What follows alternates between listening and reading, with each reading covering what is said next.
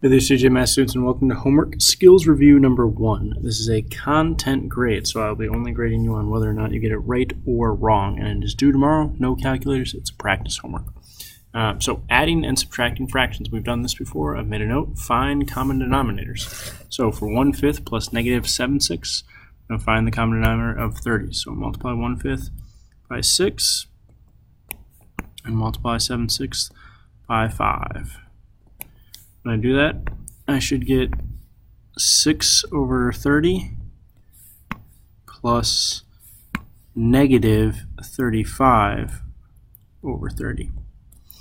This is a DSSM, different sign subtract, so my answer will be 35 minus 6, which is negative 29 over 30. And C is my answer. That's the type of work you should show on these problems. Number 3, negative 1/2 plus negative 4/3. So multiply 1/2 by 3 on top and bottom, and multiply 4/3 by 2 on top and bottom. So I get a negative 3 over 6 plus a negative 8 over 6. This is an SSAK, same signs, add, keep.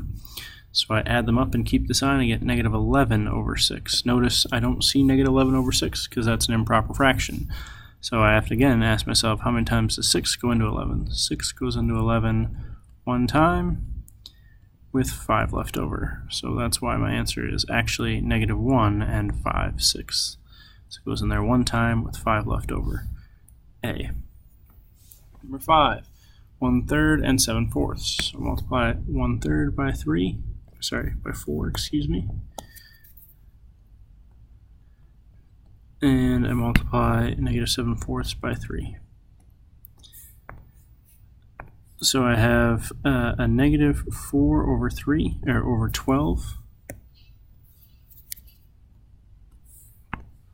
plus a negative 21 over 12. Again, same signs, add, keep. So I can add them up and keep the sign. That gives me negative 25 over 12. Notice I don't have negative 25 over 12, so I have to ask myself, how many times does 12 go into 25? It's an improper fraction. 12 goes into 25 2 times, with 1 left over. So really that's negative 2 and 1/12. So D. For the next section, that says find each product. I said look to cross cancel. So remember, for multiplying fractions, you multiply straight across, count the amount of signs you have, that determines your positive or negative, and then look to cross cancel. So here I can cross cancel the 8 and the 2.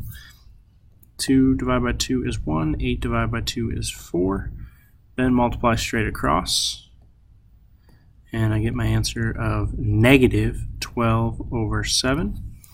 It's a negative because there's one negative, and then obviously I don't see 12 over 7, so 7 goes into 12 one time with 5 left over. So my answer is negative 1 and 5/7. Negative 1 goes in there once with 5 left over, negative 1 and 5/7. Number 9, I see that there are 2 negatives, so my answer will be positive. I can cross cancel the 2's. 2 divided by 2 is 1, 2 divided by 2 is 1. Multiply straight across, get my answer of 3 times 1 is 3, 1 times 5 is 5, and it's a positive 3/5 because I had 2 negatives, so B.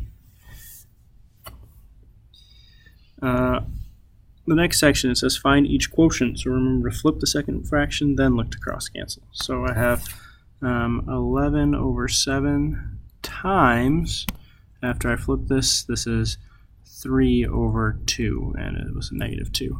I cannot cross cancel anything. They don't have anything in common, so just multiply straight across, and I get 33 over negative 14. Obviously that's not there, so I have to ask myself, how many times does 14 go into 33?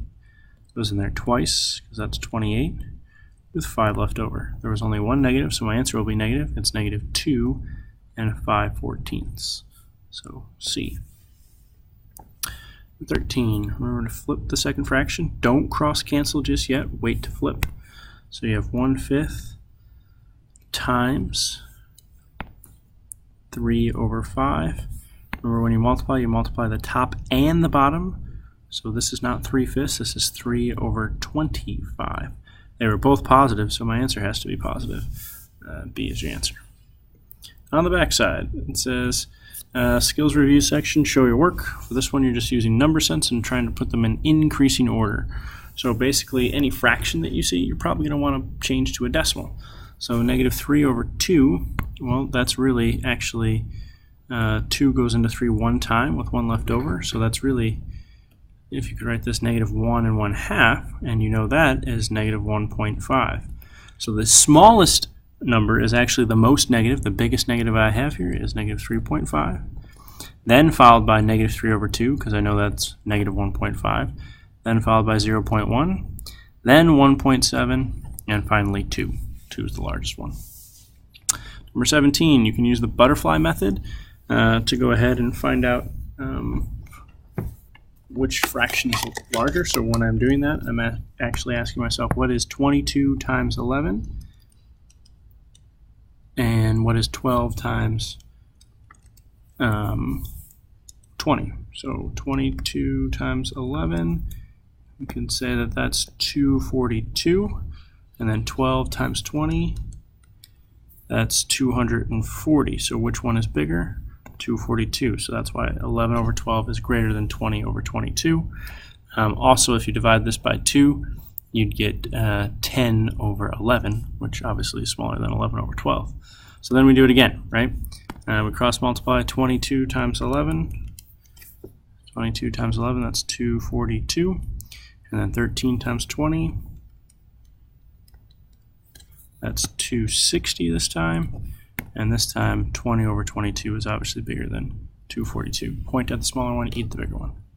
Number 19, order of operations. You must multiply and divide before you add and subtract. So on this problem, I have to do 8 times 3 first and 20 divided by 5 first. So this becomes 11 plus 8 times 3 is 24. Bring down the minus sign. 20 divided by 5 is 4. So notice how we did the multiplication and division at the same time. Now I can do the addition and subtraction. So 11 plus 24 is 35. And then 35 minus 4 gives your answer of 31. On number 20, notice you have to do parentheses first. On number 21, again, simplify the expression. Again, you're using order of operations. PEMDAS, parentheses first, then exponents, then multiplying, dividing from left to right, then adding, subtracting from left to right.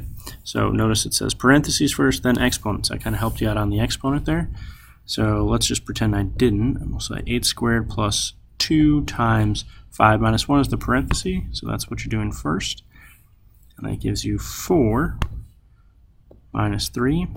Now we have to do the exponent. 8 squared, as I've told you, is 8 times 8, not 8 times 2. So that gives you 64. Oops. 64 plus 2 times 4 minus 3. Again, you got to do the multiplication before you do any addition or subtraction. I've done my parentheses, I've done my exponents. Now I'm on my multiplication or division. So 64 plus 8 minus 3. And now you can just do your addition or subtraction. So 64 plus 8, that gives you 72 minus 3. And that gives you your answer of 69. And so on number 22, look to try and do the same thing. Number 23, obviously, again, it's just butterfly. So 6 times 2 is 12. 7 times 5 is 35. Obviously, we know that 5 6 is way bigger than 2 7s. 5 6 is close to being a whole. 2 7s is nowhere close. So 5 6 is greater than 2 7s, where 2 7s is less than 5 6. 4 times 1 is 4. 5 times 3 is 15. Again, 3/4, pretty close to being a whole. This is 1/5, not close at all. This is also equal to 0.2, and that's 0.75. So again, obviously 3/4 is greater than 1/5.